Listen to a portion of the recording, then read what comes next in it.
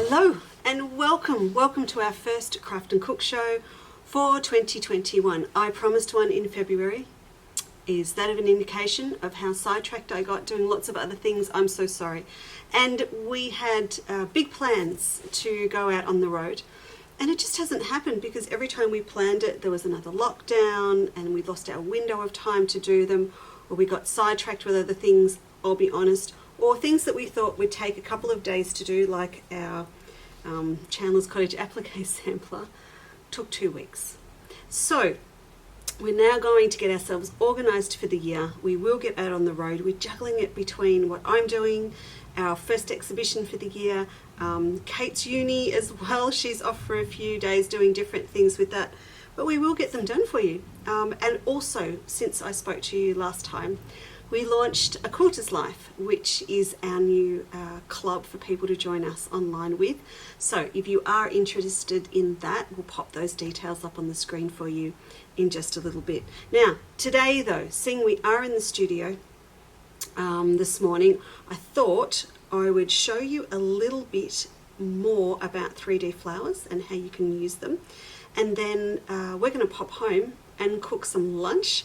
So I'm going to share that little recipe with you. It's actually one of Emma's fantastic recipes and she's here today. So I'm going to share one of hers for you. And yeah, let's have some fun. So with 3D petals, now we covered all of these off in, I think it was episode number 2 about how to make 3D petals and use them as flowers. But what I want to do today is just take it that little step further and talk about how you can set them into blocks or bags as well. This is one little example here that I want to show you, and this is my little Chinese treasure purse. So it's a pinwheel base with the banner block, like we talked about in episode 1 of Craft and Cook. So if you haven't seen that, please do go back and have a look. What I have done with this particular pattern, instead of just having straight panels that run up, you can see I have stuffed it with lots of stuff so it's nice and perky. But if you have a close look at this, you can see that these little 3D petals have actually been sewn into these little seams. So yes, I could probably gather them and hide them under the flowers, but I have set them into the seams down the panel, and they're set on an angle so they tilt in different directions. So that's just one example.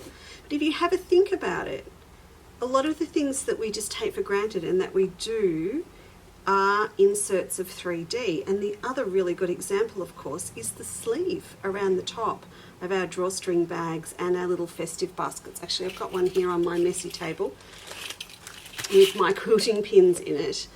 You could even class this as one big 3D petal that has been set into the seams. So this is one of our tidy ups, and you can see I've even incorporated a pocket, but that is essentially a 3D petal that's been popped in.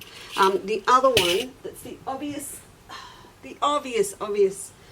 example of setting things into seams, are our perennial twisted pin tuck bag, or what do you want to call it, pin tuck bag, twisted knitting bag. All of those have got these pin tucks in. So you can see up close here that I have pieced in or set into the seams between the black strips these little two-sided pin tucks, and then when I have sewn them down the side seams, I've added a little twist in. So these are all examples of adding 3D petals, for want of a better word, into my bags or into a panel on a bag.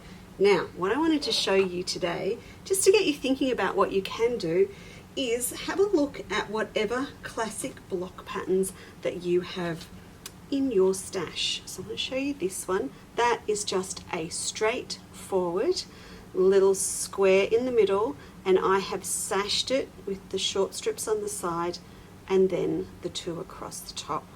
So have a look at that one. And then what you can do with this, I'll lay this down here and show you. I've marked these up, well I haven't, Emma did them for me. I've marked up some extra little squares with a line across them. I think you can just see that, just a little faint line. So this is one of these classic situations where we can sew across on an angle from side to side, diagonally on these squares onto our block, and then we're going to be able to fold it back so that it's in the shape of a rectangle on the corners. So I've got one ready here. Don't you love just saying, here's one I prepared earlier for you. So there you go. So that is a block that's all been made up. Now, it actually looks quite funky when I think about it, but I did this to demonstrate to you. That's one square and it has 4 seams. And then you've got another square that sort of reveals itself with those cut off corners, and you've got another square that's on the point. So what would happen if we were to take that block and in each of those seams add in a petal? So let's have a look, because I've got one here to show you. And this is a new kit and pattern that we are doing. There you go. Look at that. Doesn't it look cute? So if I fold this back for you, you'll be able to see these seams underneath. And let's compare it to this one. I'll set this one over here. There you go. Have a look at that. Doesn't it look cool? This is the block that I have used in the center, exactly the same size and everything, believe it or not, to create this. So I'm going to fold it back and show you. So if I push all these 3D petals out of the way, squeeze them all into the middle like that. Now, this here, oh, put them in the right spot for you. This here is that square there. So as I have done this final step of this sewing from point to point on the diagonal into that seam, I set in a 3D petal in each of those. So if I unfold those, that is them set into that square. And then into these 4 seams here, where you can see this little black one in the middle, see that? This is where you can see I've set another 4 into those around the block. So if I let that lot go, that's them. So this block is in here and it's sort of all hidden now underneath all of our 3D petals. Once I got to this stage, I have gone back and added some extra sashing, then a little inner border in a little mint green, and then we've also got another feature fabric going in, is cut off triangles on the other sides. So I'm going to show you this one completely finished, but let's have a look at a few of the extra little stages just so you're sure, and then we're going to head downstairs and see Em. Alright, so just to take it a step further and show you, I'll take this off, you can see this one has been partially made. So again, if you look at our little block here in the bright colours, it's in under here, which is under here, and it's had 3D petals popped in, and then we've pushed all of these out of the way, and we're now popping on the second layer of petals on the angle across here. So I've drawn a line across so I know where I need to sit this petal, and then I pop my extra square over the top. I have a seam line to draw across, and then when I sew it and fold it back, this petal is also encased. Okay, so I am sure now if you go back and look at all of your, really classic block designs, all of a sudden you're going to see all these amazing designs and different effects you can get with 3D flowers, adding them in. Now I'm going to sit this one here, pop that across, and I'm going to pin it in place. And this is where you can hear I'm in the warehouse today, because I can hear trucks and things outside, hopefully bringing us lots of yummy new fabrics. We'll have to wait and see when we get down there. Okay, so I'm going to pin that in there, and that is ready for us to sew downstairs when it's on. So we'll see how this one comes out. We'll sew this little bit on the machine and then have a look at the finished product. I'm doing 3 of these blocks, 3 of these guys to pop in. I really like the idea of leaving that larger square in the middle, because then it means that I can come back and set a little tea candle in there on my table. And for me, this year now, it's all about getting back to doing the things that we enjoyed, that we missed out on last year. And one for me is having people over for dinner, because I love to cook. I'm going to be really nervous about doing it for the first couple of times, but I think it'll be really nice, and I'm going to feel so much better about the whole experience if I have a really pretty table runner in the middle of my table to show off, particularly if they are patchwork friends coming over. So let's get all of this together. We'll pop downstairs and finish off making this block, and we can see how the whole project is going to come up. Okay, Em's out in the warehouse filling a couple of orders, so I've kind of stolen the machine for a minute so I can finish showing you off what we were talking about upstairs. First of all, have you got a book like this? Now, you don't need to, you might have a heap of patterns, but if you have a reference book of blocks, then you might like to go through it and think about what we're talking about today and have a look through to see where you're going to find heaps and heaps of cool block patterns where you can incorporate, like some of these, incorporate some 3D work into. So our block that we're using today is very, very basic, but if you started to have a look at maybe some lovely log cabin designs, some flying geese, there's going to be lots and lots of opportunities to sneak a little 3D petal in there. And don't just think of them as flowers. If you wanted to use perhaps a log cabin or one that's staggered in wedges, you could be putting in shapes that a grandchild might like as scales on a snake or a dragon. There's lots and lots of different opportunities for you to use 3D. So going back to the little block that we had before, you can see that one in there. So you can see that I could actually put a 3D petal into these if I wanted to on this block, just like we're doing with this one. And in case you've forgotten, just quickly to save you going back and having a look at episode number 2, just as a quick recap, this is how we do our 3D petals. So we actually draw them on and sew them while they're at one big long strip. And then we come through and cut them out. So I'll just do one of these quickly for you. And 3D just takes on lots and lots of different elements. I once did a bag that was called a ribbon trim tote, and instead of a 3D petal, I actually put in a loop of really, really pretty ribbon, and that was great. So once you've cut out these petals, just a quick recap, you're going to pop a pair of forceps or tweezers up through the middle, grab onto that top there with them, and you pull the petal over the top. And then you can use your forceps, scissors or tailor's awl to shape out that petal. So that's how quick and easy they are.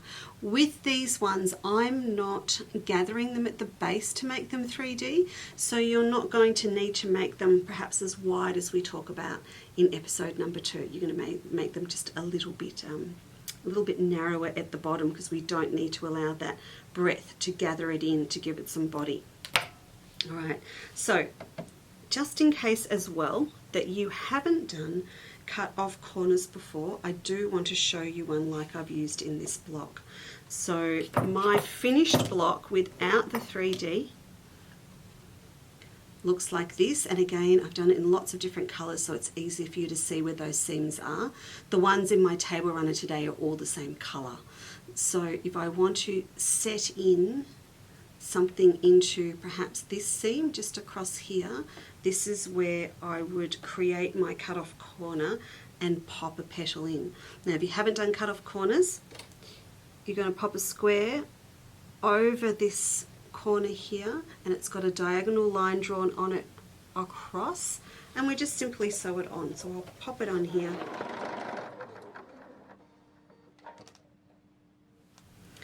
So then all I need to do is fold this back, and I have my cut off corner. Now I usually do go back and trim off the excess here, but that's going to be up to you.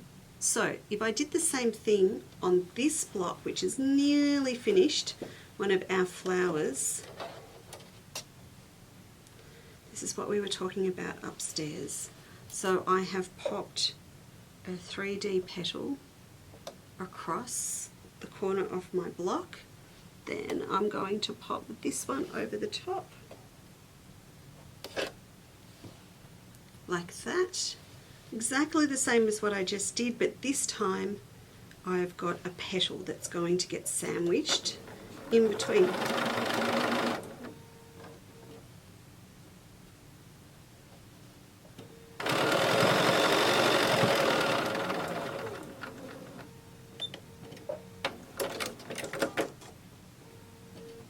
So now when I fold this one back, I've actually got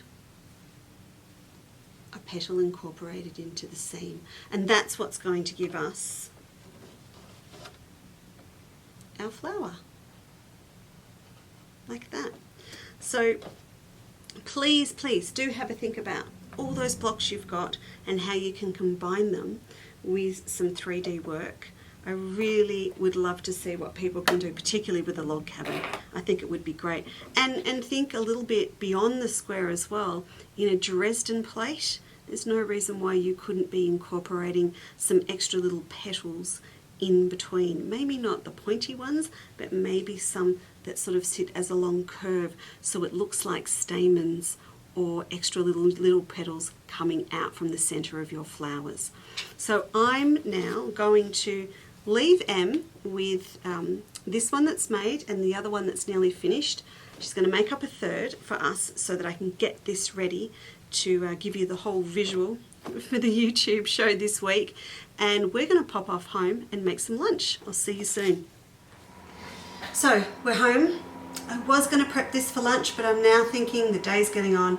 It might actually be dinner, which will be really, really nice because we'll have it with the leftover lamb from last night. So this is my stock standard Monday night veggie mix, because if we do have a roast on a Sunday night or the family over or something and there's some leftover meat to have, then we have it with this on a Monday. And also it's a really good recipe to go through the crisper drawer or through the cupboard and pull out the last couple of potatoes, vegetables that you got left over, maybe a few out of the garden, but it's all about vegetables that are really good to roast. So I've got a collection here for you of just some of the ones that I do use. I don't use them all at the same time, I use what's available, but I thought this way you can see what works well. So we've got carrots, we've got sweet potato, we have got turnips, parsnips, red capsicum's really, really good. Now you can use it raw straight into what we're going to roast, or you can grill it first. The feta cheese is here to show you what we do at the last step. Onions, of course, go in, but if you've got some red ones and you want to be a bit flasher, use those. And as I said, a couple of old potatoes. So into my baking dish. Now, because it's just going to be Rob and I tonight, can you see how tragic that is? I'll just show you. It's got marks and scrapes and goodness knows what around it. If I was going to serve it up for friends, I would head out the back and get the very, very flash baking serving dish. But you do want one that you can literally take from the oven to the table. This recipe belongs to Emma Bowman, and then she said it belonged to someone else, and then they said it belonged to someone else, so it just goes round and round. Just make it your own when you get your hands on it. So let's cut up our veggies. Now we don't want big pieces, so it's not sort of Sunday night roast potatoes. We're going to go smaller. That way everyone can have a little bit of everything when you serve it up, and also of course it doesn't take as long to cook. I do like this too. We've had this actually for a few Christmas dinners, because it's just nice. It's just nice everyone gets something different. You don't have to worry about everybody getting their own 2 pieces of pumpkin, 3 pieces of potato, etc. It's just a lovely big mix of vegetables, and you can change it depending on the season and what's available. So you're going, so Leesa, what's so special about it? Well, it's what we do 5 minutes before it's cooked that's really going to make it special. Not hard, just special. So I'm going to pop these in. While I'm doing this as well, from this episode on, and I'm working my way back through previous ones, all of the recipe cards and more information about the projects from Craft and Cook are now available on my new online club called A Quilter's Life. So every time I do a recipe now, you will have a photo and the recipe there to have a look at. There are some things up there for free for you to have an idea of what we're doing, and then there's also a membership that's Australian dollars, $10 a month, and with that you're going to get all your recipe cards. There's also a heap of stuff about quilting, about life as a quilter. There's a Healthy Quilters Club section as well. So there's lots and lots of different things. So you might like to have a look at that while your roasted veggies are cooking in the oven.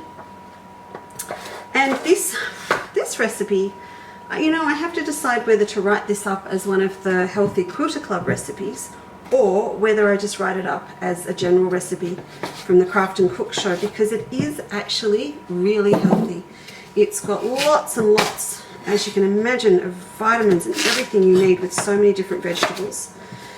You can decide how much or how little olive oil that you wish to cook your vegetables in. You might decide just to give them a quick spray. I've drizzled the olive oil in today, but if I was going to make it just that bit lighter in fat, I'd line my serving dish with some baking paper to stop it sticking, and then I would just lightly spray all my veggies, just enough to help them cook through when I pop them in. So I've got lots in here. I might have to knock back some of the sweet potato, I think, because I want to get a bit of everything in. I just love these really traditional root vegetables like parsnip and turnips, because they remind me of my childhood in my grandfather's vegetable garden.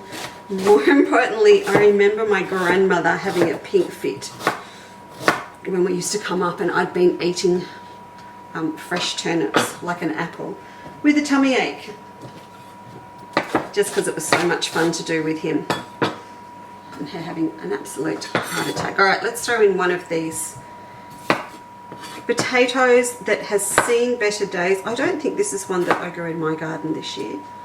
Just bragging. I think we've well and truly finished mine. But you always get down to those last two, don't you, in a bag, and think, what am I going to do with them? I will admit, I just love microwaving them for about 4 minutes on a piece of paper towel, but they're going in here today. Now finally, I will, let's take half of this red onion. Again, it's up to you. Oh, now I don't have leeks today. Leeks are fantastic in this recipe. I did brag to Kate before that there's a few left in our vegetable garden, but it wasn't really the best weather for leeks this year. And they're not really big. They're not a spring onion, but they are suffering a bit of an identity crisis. So they're not nice big ones. Though I think I might be able to just get a potato and leek soup out of them.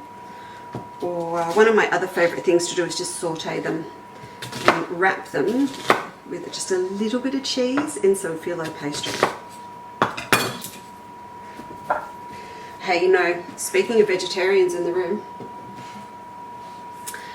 great vegetarian recipe. So if you're having people over again for dinner, this would be nice with a barbecue, with a piece of steak, but also it's a really lovely dish that you could have there that someone that is a vegetarian would be really, really happy to eat on its own. Right, there are my veggies, and see all the different colours and stuff are going to make it really gorgeous. We have some more colours to add, but first of all, I'm just going to give this a quick toss through with my hands. This is going to go into the oven for about 45 minutes. Now, because there's so much in here, they are not going to all crisp up like traditional roast vegetables. There's going to be a lot of moisture coming off, so they're going to get baked, but they're also going to get, to an extent, fried. Not fried, what am I talking about? Not fried, poached. Where do I get fried from? Poached and steamed. So don't worry about the fact that your dish might be a little bit crowded. We just want them to cook through. Season them up with some salt and pepper as you usually would. This really cool stuff I've got here is pepperberry sea salt that Felicity sent me from Tasmania. And I'm a bit addicted to it. I'll have to tell you a bit more about it later. Right, that is ready to go in the oven. I'm not adding herbs. If you wanted to add some rosemary or some thyme, you can. But for today, I'm just going to cook it like this. So we're going to pop that in. 45 minutes in the oven. Then what we're going to need, if you're going to run off and do it yourself, is you're going to need a good big cup of spinach. You're going to need some feta cheese, some pine nuts, and some maple syrup. And so I'll see you in 45 when they're cooked. Okay, the buzz is just gone. So we're going to do the final step that makes the veggies really special, and I'm just toasting off some pine nuts in a little crepe pan. Do you got one of these crepe pans? I bought one of these on impulse at Christmas and I love it. It's great for steak and omelettes because you don't have to get down into the pan around the lid. Anyway, I'll go get the veggies out of the oven. And don't turn your oven off yet because I just got my facial from the steam. Don't turn it off yet because we're going to pop them back in for just 5 minutes. I'll grab one of these and give them a little bit of a toss. So you can see what I mean. They're not super browned or roasted. I've just got a little bit of a brown tinge on the tops of my parsnips and a little bit of the sweet potato, but it's just nicely cooked through and it's nice and soft, and we're going to add the special touch to the end. So first thing we're going to do is grab a big handful of spinach and pop that over the top. I just love this. I've used baby spinach leaves, but if you've got spinach in the garden, just shred it up or chop it up to pop on top like that. As much or as little as you like. There is no rocket science to this, as you've worked out by now. Then we're going to crumble over the top some feta. So grab the firm feta when you do, not the soft one. You want the one that's going to break up like a cheese curd over the top. I've just bought one of those little square packs that you can buy with all the pre-packed cheese. So a piece about that big, and I've cut it in half. So that's about as much as I've used. And then I've got another half left over, which I will make up, you know what I will make? Some of those yummy sweet potato, spinach and feta triangles we did with the honey mustard last year. I don't remember which episode that's in. I'm looking sideways at Kate. It's there somewhere, and of course on Podia I'll upload the recipe card that you can print off if you want to. So that's all on now. We probably got a bit generous with the old pine nuts. Again, as little or as many as you like. So let's just sprinkle them over the top. It's really nice to get a bit of nutty tasting, and if you're not a pine nut person, then I would go to some toasted almonds or walnuts or unsalted cashews. Okay, so they're over the top. As I said, if you want a really complicated or complex taste, please don't hesitate to add some herbs in. I was thinking about it while I was baking. My favourite would be to add to this would be thyme. Some fresh thyme would be really lovely. Sage is going to give you a really aromatic finish to it. If I was serving that up, perhaps with some lean turkey breasts or something like that, or chicken, then sage would be really nice to add in. You wouldn't go mint, but rosemary, absolutely.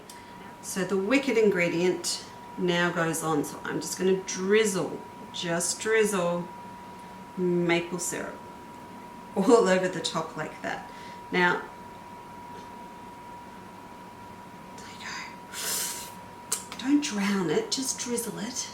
And then when it comes out of the oven, it tends to melt even more when it's heated up, and it will work its way down through the veggies.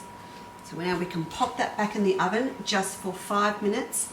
And that's just going to start to soften the cheese a bit more and wilt down the spinach, and it's ready to eat. Here we go. It's sizzling. It smells really good, though I promised you I'd never say that. Smells really good, and the feta has just started to melt.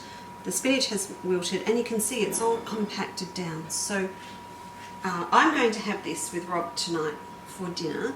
However, one so-called vegetarian camera person is really looking forward to this, so I'm just going to plate some up and show you how it looks. Now, it's always a really nice idea to serve this up with some fresh herbs, and you might want to pop a little bit of cheese on the side. It's just entirely up to you, but there you go. So for us tonight, there will be something else on the other side of the plate, but for Miss Kate, I will load this up. She can have it this afternoon. So please give it a go. There's lots and lots of different vegetables that you can use all throughout the year. Just experiment, and remember, the magic's going to come from adding in some spinach, some feta, a little bit of maple syrup, and some pine nuts or some other nuts on the top, okay? Hope you really enjoy it, and I'll see you next time. Bye for now.